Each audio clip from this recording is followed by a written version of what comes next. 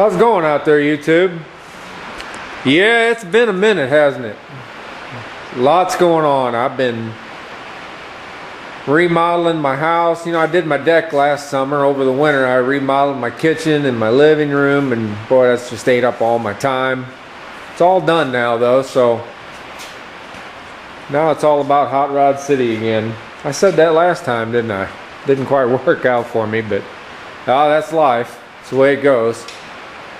Big Stuff's hanging out with me tonight. He's looking good, doing well, healthy, all good, all good. You know. But wanted to make a video tonight because I'm getting ready to start a new project. It's my first project in this shop since, my real first project, you know, my first real project. I've done some work on the 63 and I've done a little work on this one. This is next. And I've freshened Big Stuff up and, you know, things like that. But I'm really starting to get into another project here. And so I'm going to be doing a series on this car right here. This is a 1969 Mercury Cougar XR-7. This car here I actually started on a couple of years ago when I was in the other shop, but then, you know, Rev got killed and I had to move out of that shop, so I had to take this car back to the owner until I was able to work on it again. Now that I've got my shop up and running and life is pretty much back to normal, I can finally get started on this thing for him. This car belongs to one of my best friends. His name's Keith, and he bought this car 5 years ago. It's been sitting in a garage ever since then, waiting to get done.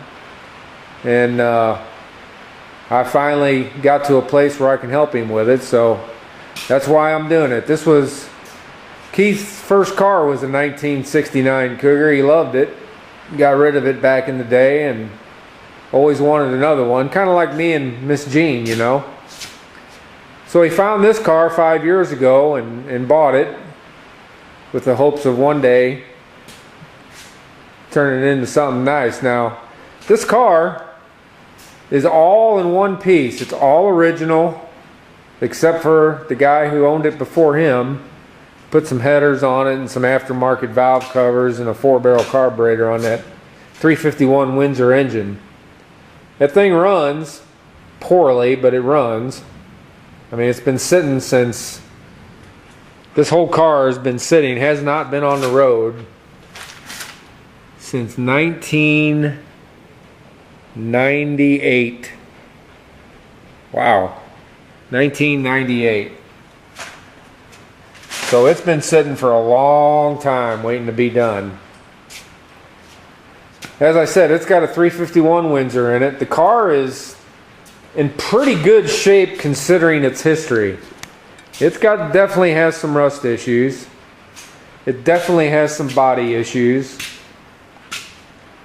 That door right there has been monkeyed with and beat up and everything else, as you can see. Rust at the bottom of the door. Typical for these cars. Bottom front hand corner of that door. Quarter panels, it's all going to have to be reskinned. That entire quarter panel there. It's pretty ate up. You know, again, not uncommon for these cars. It's got a vinyl top on it. The roof is in really solid condition. The car is pretty straight. For what it is, it's a pretty straight example of a 69 Cougar XR-7. That baby blue color definitely has to go, though. The sequential lights actually work.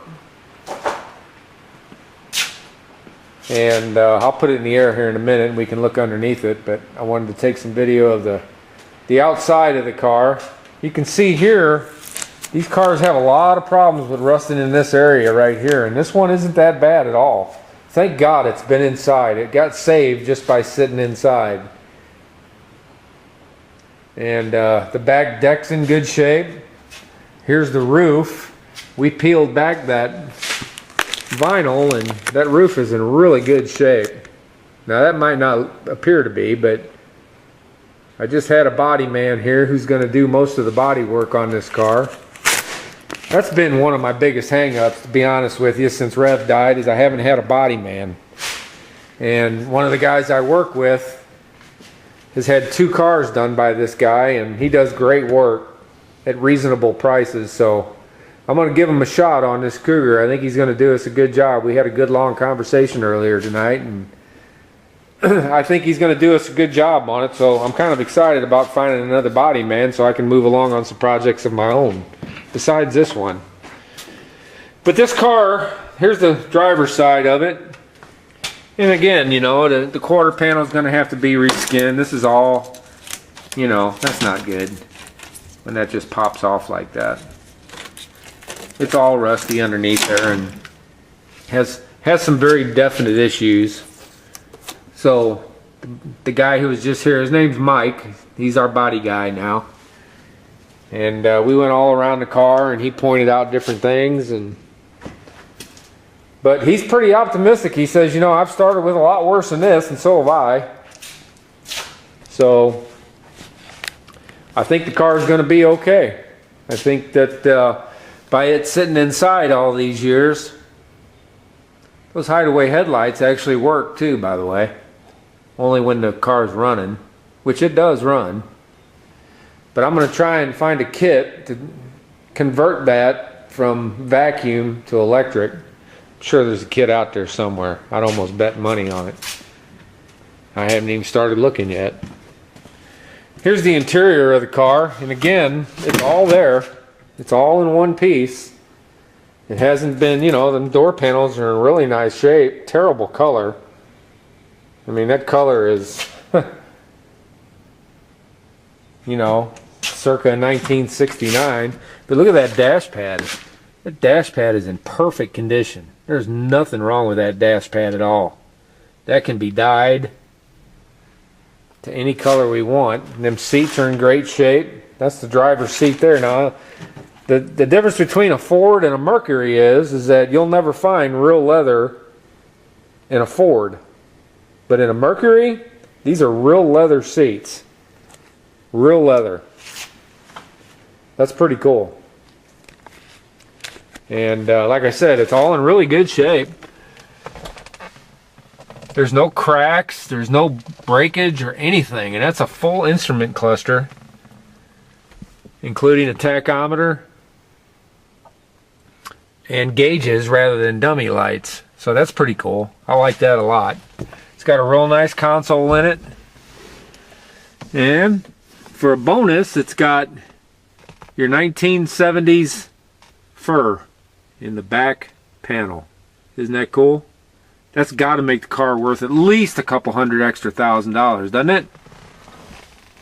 It's going to have a headliner in it. Of course, I'm getting ready to strip this car and get it ready for the body shop, which I'll be taking it over there probably in 2 or 3 weeks once I'm done stripping it.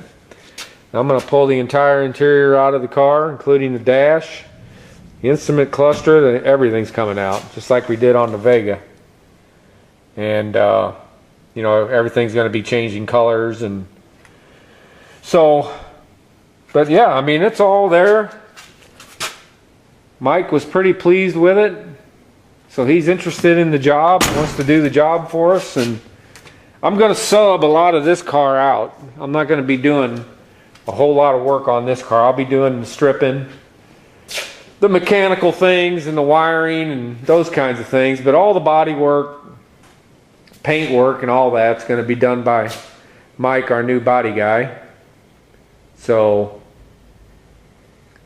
I'm getting started on it tonight. I'm going to get this drivetrain out of here and get that out before the weekend. Today is a Tuesday evening here. I'm going to get that engine. I've already drained all the fluids out of it. There's no fluids in it or the transmission or the radiator.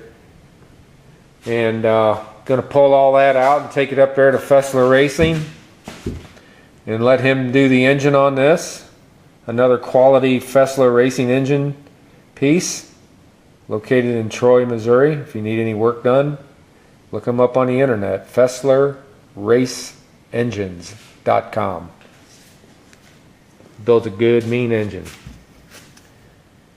But yeah, I mean, the car's in good shape. I'm excited about getting started on another project. I'll tell you, I'm so excited about turning wrenches instead of swinging a hammer, man. I've been swinging a hammer for 2 solid years now, and I'm just pumped about getting started back in my shop and getting on another project. So stay tuned on this video series. I'll take it all the way through like I've done all my cars, and maybe we'll learn a thing or two together. I'm sure we were. I've never done a Cougar before, and I've only done one other Ford. I'm not a brand specific type guy, you know. I like all kinds of hot rods, man. It doesn't matter what they are. So I took this on to help my buddy Keith, and you know, with a little bit of luck, maybe by Christmas we'll have the thing up and running. Body man said about mid-fall he should have this thing painted and ready to go. So plenty of time to get things done, and you know, I want to bring it up in the air here and show you underneath real quick before I sign off. Some things here that need some attention.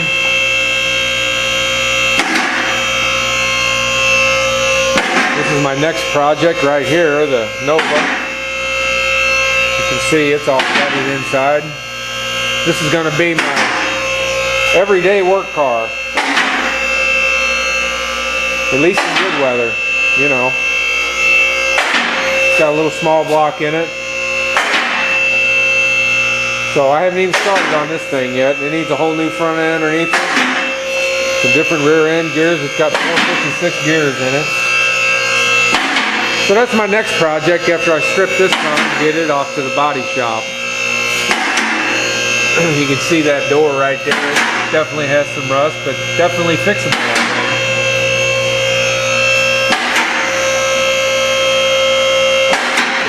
Let's take a look here. You can see that that whole steering system is going to have to be taken out of this car. It's got bad ball joints in it. You can see the upper joint is completely exposed there. The boot's gone. This thing, you can't even steer it down the road. It's terrible. I mean, it just wanders all over the road. And the ball joints are part of the reason. The tie rod ends are part of the reason. This thing's a wreck, but it's a running, driving car. Just not very good, that's all. It just doesn't drive. I did find that I was under here the other night looking things over, and it has no motor mount nut on the back of the motor mount bolt.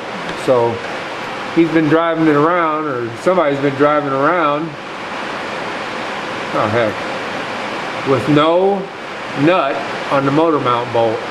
That's pretty safe, I'm thinking. As far as rust issues are concerned, you can see this particular torque box over here on the driver's side is certainly going to need some attention, and Mike said he can take care of that. So you can see that the mice, wherever it was, got up in there and made themselves a little nest.